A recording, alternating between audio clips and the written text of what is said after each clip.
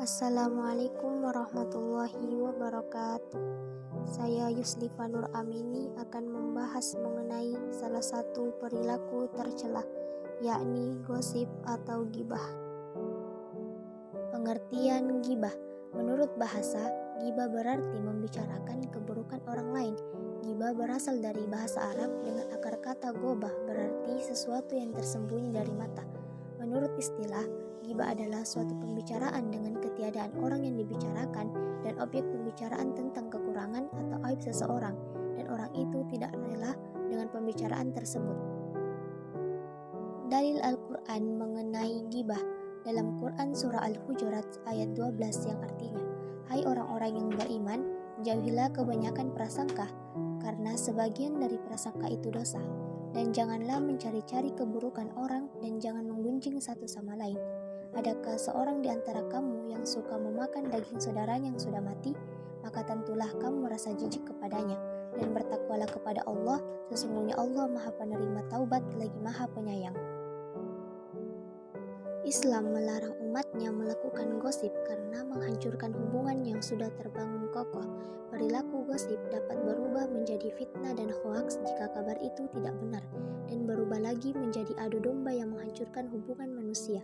Perilaku gosip juga memberikan dampak negatif lainnya, yaitu mendapat dosa yang lebih berat dari zina, merendahkan derajat manusia. Batas dikatakan ghibah adalah membicarakan sesuatu yang terdapat pada orang lain yang tidak akan menyukai pembicaraan tentangnya. Pembicaraan itu seperti 1. Pembicaraan yang berkenaan dengan kekurangan tubuhnya, misalnya menyebutkan bahwa orang itu kepalanya juling.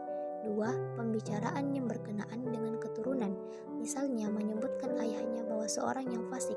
3. Pembicaraan yang berkenaan dengan akhlak, misalnya menyebutkan bahwa orang itu kikir.